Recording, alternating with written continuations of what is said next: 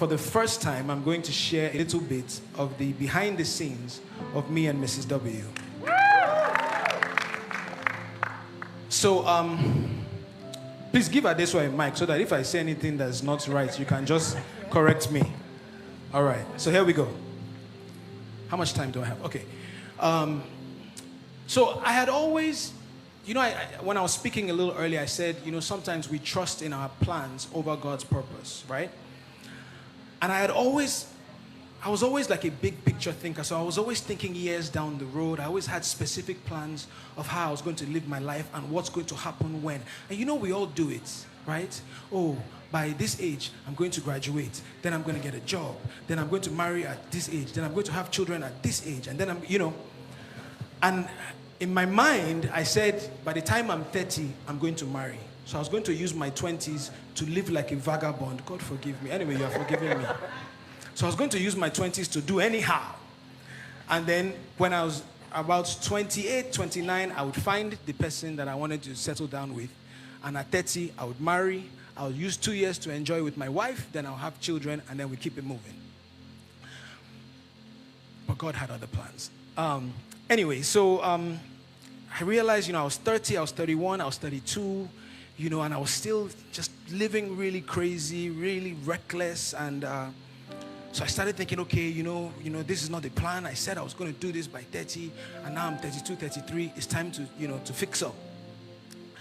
And so at the time, I found somebody that I really got along with very well. We worked well together. We'd had like a casual relationship for a while, and I said, okay, this is the person. I'm going to just make this work, And so I was taking steps, and for the first time, I actually took this person and introduced them to my family, introduced them to my parents, like, oh, this is the person I'm dating, and and so on and so forth. And I just,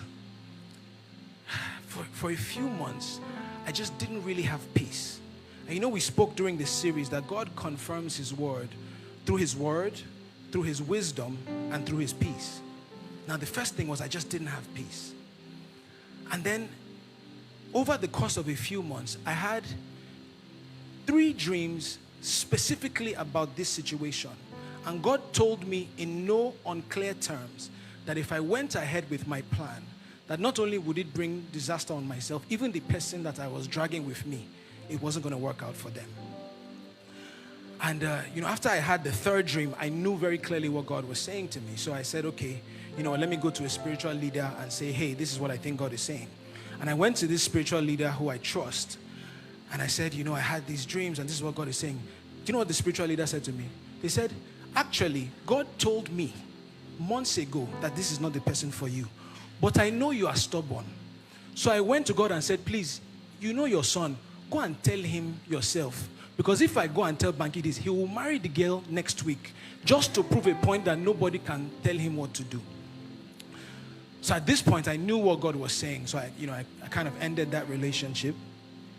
And, for the next year or 2, I was just focusing on work, focusing on trying to be a better person, focusing on just trying to develop and fix my life. And I started going to church very regularly. I started going to TPH. Shout out to people that are here from the Dome. And, so I'm hearing PT preach and it's building my faith. And, I'm just trying to be a better person, a better child of God. And I had directed a TV commercial for a company, and they were doing a launch event at Oriental Hotel. And I was doing an interview on the red carpet. And I just, I'm talking into the camera like this. And then I just saw the most beautiful sight I'd ever seen in my life. Just walking by me. When you're talking and you're just like,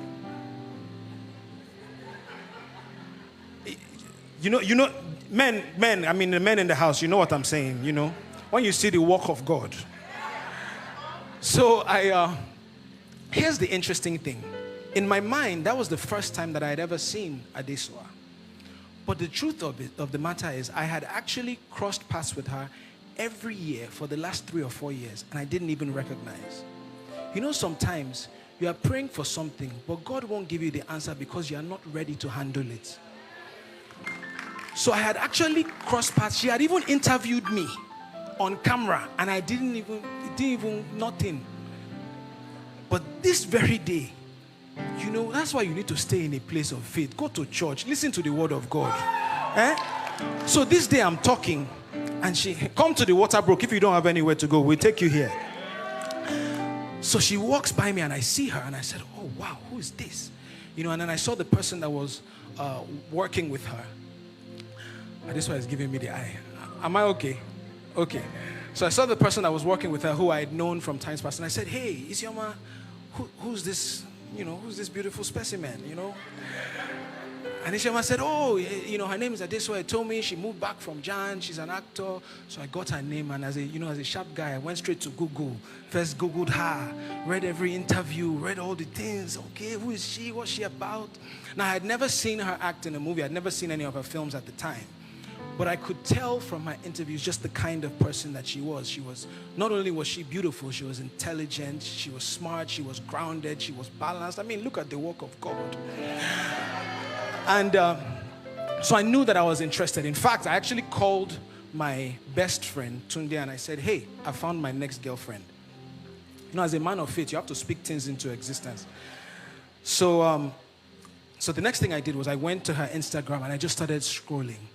And I was, you know, when you're doing the Instagram research, don't act like I'm the only one that has ever done this. So I'm scrolling, back. You can't even check the ones now after they have packaged themselves. You have to go back to the beginning. So I scrolled all the way back, and I saw a post where she was sitting with like 3 friends, and they were sitting on the floor singing worship songs. And it was so refreshing to me to find somebody in entertainment who was proud of their faith and proud of their relationship with God, that they're just sitting here singing and praising God right there on their Instagram. I said, okay, maybe we have something here. So I slid into her DM, as we do. And this morning when I was preparing, I actually scrolled back like, how many years now of DMs? Yes. And I found the DM that I sent, and I said, hi.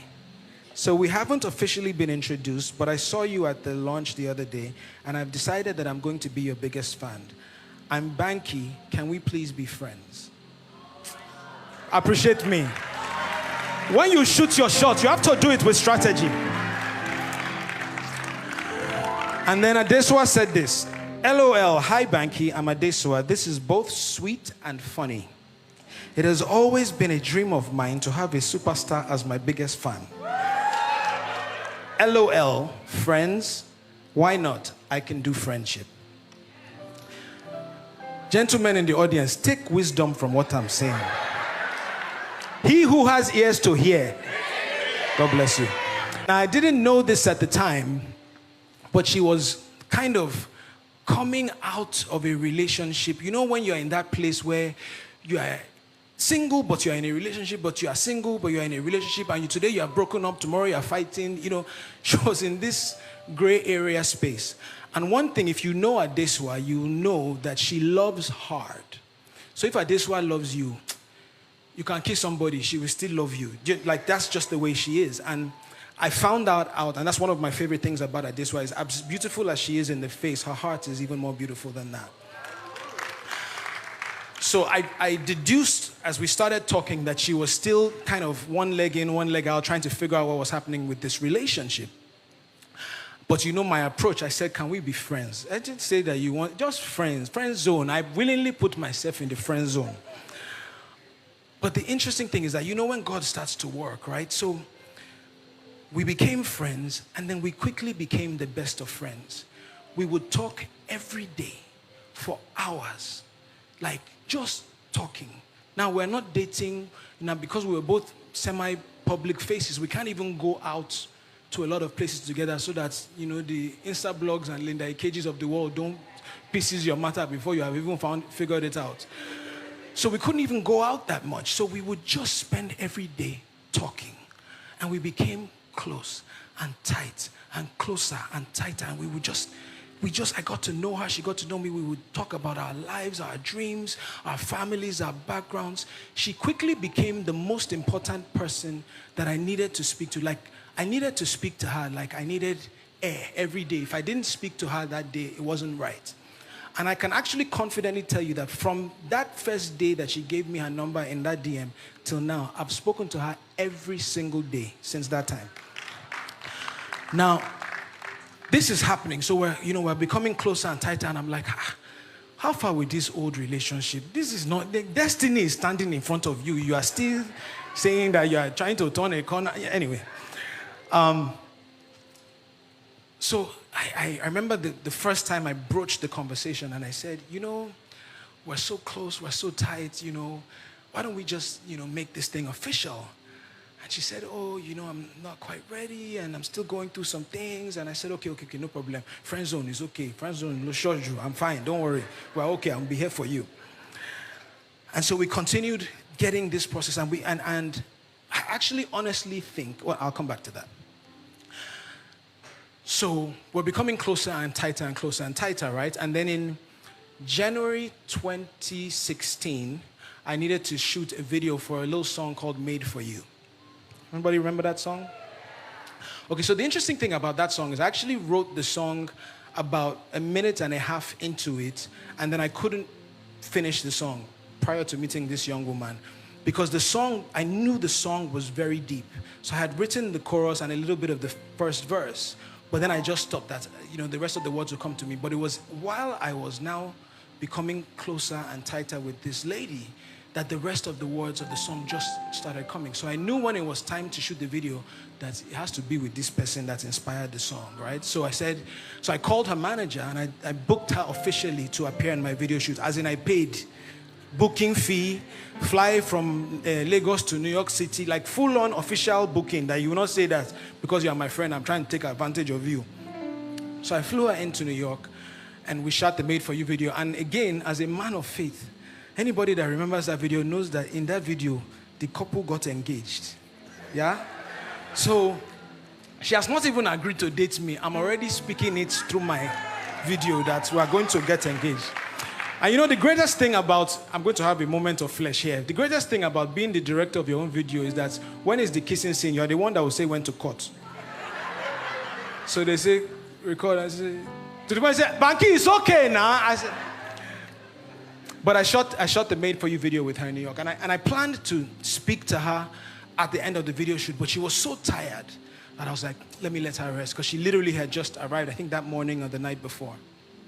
So I said, I'll broach this relationship conversation later. So I remember I was driving a rental car from New York back to DC, and I was speaking with her on the phone because she was waiting for her flight. And I said, that's how far now? Well, now you can see that we work well together. We're friends. You talk to me every day. That, what's up? So she goes, ask me again. I should ask her again. You can't tell a romantic man like me something like that. I should ask you again. I say, oh, okay, don't worry, I'm coming. Ladies and gentlemen, her birthday is February 22nd, next Saturday, actually. So I said, and I knew that in conversations with her, I knew that she'd always wanted to go to Zanzibar, Tanzania. Is that the right way? Thank you. So I said, okay, I'm going to plan this trip, and I'm going to take her to Zanzibar, and I'm going to, ask her in the most romantic way to be my girlfriend. So I called everybody around her. I told her manager, her sisters, that please, they should not book her for anything. They should keep her free. Tega is here. I'm sure Tega knows a lot of these details. Anyway, so after arranging this romantic, elaborate trip to Tanzania, Adesua gets booked for a movie shoot with the ex-boyfriend that I'm trying to steal her from. I'm telling you the truth. I'm not lying to you. So, this is time to fast and pray, you understand? So, so she's on set, and I just realized that on a day-to-day basis, something is not right in the atmosphere, something is wrong, But I'm like, I just need to hold on till we get to Tanzania. Just hold on till we get to Tanzania. No problem. We'll get there. Finally, when a few days to the trip, I now tell her that, hey, for your birthday, I want to take you to Zanzibar. And you should have seen the sheer panic that took over her face. Because now she was really confused. She was struggling. She didn't want to go. She was nervous. And I don't spend money. You know how it is. Now, She said, my mom is coming into town. I can't go. I said, give me your mother's number. I will ask your mother myself. Don't worry. And I think it's important to say this. You know, we had, in our conversations, we had decided that we were going to do things the God way, right? So when I spoke to her mom, I said, Ma, I'm not taking your daughter to Tanzania to have sex with her. I'm taking your daughter to Tanzania because I really care about her and I really want to be with her and I just want to get away, you know, in a very respectful way so that the mom too will know that I'm not just, you know, a useless guy, even though I have been a useless guy at certain times in my life. But God had changed that. Amen. So her mom said, hey, well, what if she's not ready for this relationship? What if she's not there yet? Because her mom obviously had been speaking to her. And I said, you know, in life, I can live with trying and failing, but I can't live with not trying. And as a man, all you can do is see a goal, set a goal, and just try to reach it. And if you don't reach it, no problem. You take it on the chin and keep it moving. But at least you know that you gave it everything that you had. And I think her mom just respected the African man in me. So she said, no problem. So she said, no problem, you guys can go. So I called her. I said, we're going to Tanzania. She said, okay. So now we get to Tanzania. The first day was a little rough with travel arrangements. You know how it is. So the second day was a bit better. We're in this nice villa that's overlooking the ocean. I had planned this breakfast on the sea with a small cabana and all of these things. Come on, as a bad man. So as a good man, you know what bad man means. Bad man in a good way. You know, come on, guys. So we're sitting there and I had my little speech. I'm nervous and I said, you know, Susu, you know how I feel about you. And I just, you know, I feel like it's time for us to make this thing official. We've been talking now for, it was like 6-9 months or something. And I said, you know, will you please do me the honor of being my girlfriend? And Adeswa said, I'm still not ready. See, you people don't, it's men that will understand what I'm saying. Gentlemen, you have spent money, listen, Pastor Bless, you have Zanzibar, 2 flights plus travel by road, cabana on the sea, and they say they are still not ready. This is somebody that you have been, that said, ask me again. No, let me just remind you. That thing hit me like a ton of bricks. I said, I was, you know when your head is, it's like, you know that meme where smoke is coming out from your head. I'm sitting there on the seat. What? First, let me just, I'm going to tell you the truth. I said, okay, no problem. Thank you so much. We finished the breakfast. I took a 3.5-hour walk. I literally walked. There were 3 resorts. I walked the length and breadth of them, drinking alcohol every step of the way. You know when you're just listening to depressing songs, just writing terrible lyrics. I was really, like, I was completely heartbroken. Anyway, so Zanzibar comes to, the trip comes to an end. It was very awkward. It was difficult for both of us because we still had one more day. But we get back, and at this point, I just felt like, you know what, I've asked this girl 2 times. She doesn't want to do that. Maybe this is karma for all the girls' hearts that me have broken. So maybe this is God's way of punishing me in return, that let me kuku accept my punishment. But what I knew was that I couldn't, at the time, I just felt like I couldn't handle being her friend anymore. I couldn't have this day-to-day, you are my best friend conversation. Like, if you don't want to date me, kuku, let me go back and find who wants to date me. So I had a conversation with her when we got back to Lagos, and I said, hey, I can't really do this best friend, close friend thing anymore. I've tried twice, and you're not ready, and I understand that, and I respect it, but for my own sanity and for my own sake, I need to cut this off. So I did, and I said we were going to stop talking, and that was it. But that's why it's good to have a relationship with God. So, I'm now just going back out, looking for who to take out, and God just kept working on my heart. And he said, listen, all of your life, you've been searching for the kind of connection that you found with this girl. So don't throw it all away because she's just not ready. She's just not ready. Just don't lose a friend over the fact that you can't have the relationship that you want. So I called her back and I said, no. Oh, actually, no. Let me give you credits where credits is due. So my birthday came up. And obviously she was going through a lot because she felt like she had lost her best friend. So she did this. It was my 35th birthday. So she did this. Meanwhile, we'd not been speaking for a couple of weeks.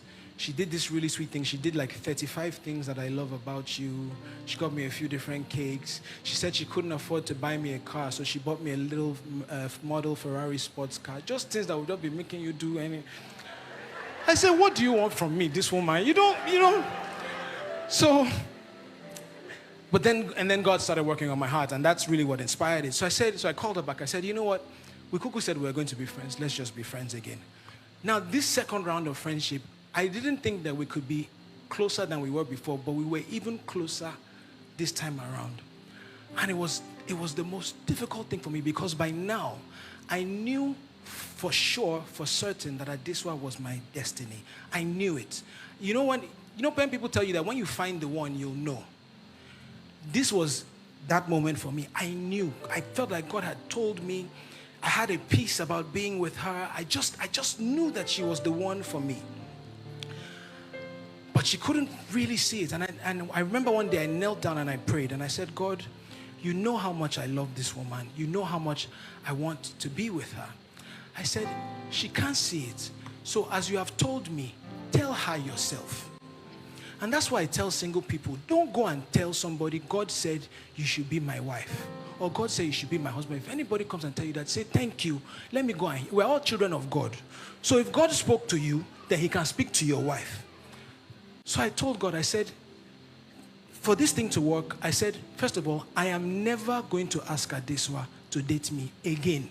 Never. I'm her friend though, but you see this, will you be my lover? I'm never gonna ask you. I told God, I said, you have to, if you want us to be together, go and tell her. So I left it at that. Now we're tight, we're close, we're speaking every day. In fact, in hindsight, these were the best times because we spent so much time building a real friendship. And it's important that the person that you end up with is your best friend.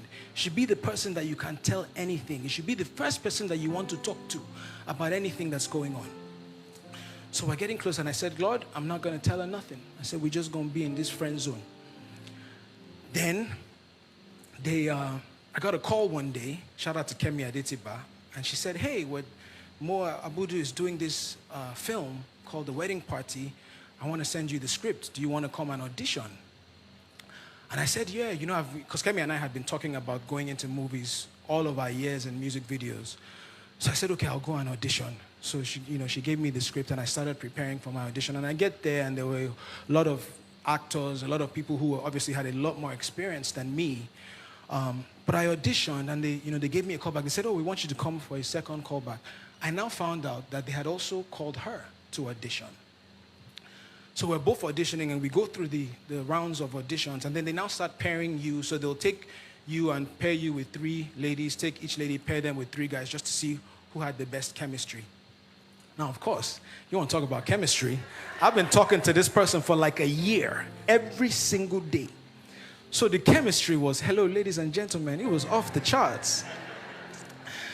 So they go through all the audition process and they say, everybody is really good, but there's something here, They now called me, they said, oh, who did you feel? I said, well, everybody was good, but I felt like there was something special with Adeswa. They said, yes, everybody in the room was even saying that maybe you guys should even be dating or something. Like there was just something, you have to put things in the atmosphere. So they gave both of us the roles. Now, the way God will have it, we were now on the same movie set for like a month, staying in the same hotel. They said, oh, so sorry, you can come from home if you don't want to stay there. I said, don't worry, I will stay in the hotel. It's okay. They said, oh, you can bring your tie. I said, you are not understanding me. I'm okay. Leave me in the hotel. So while on the set of Wedding Party, we got even closer. The bond was even stronger. But remember, I had told God that I'm not going to ask again. And so I just remained there. And then shortly, maybe a couple months after we wrapped, one day, as is customary by now, we talk every day for hours. And one day, we're on the phone and she says, Banky, you're my husband, right?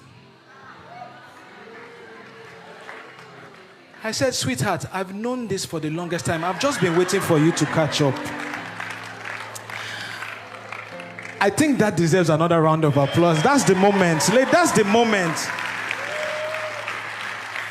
So we said, okay, now pay attention to this. So we said, okay, fine. We now both know that we feel like we're each other's destinies. But remember what I said before. Sometimes we try to trust in our plans over God's purpose. And we'd both been through so many bad relationships and bad situations before that we said, you know, when we're dating, single people, you know, sometimes you see somebody, you like them, you start dating, then you now ask later that, God, is this the right person for me? Sometimes we even go as far as getting married before we start seeking God's face in our relationship. But God is interested even in your relationship. So we said, you know what, we've done this the wrong way for so long. Let's try and do it a different way now.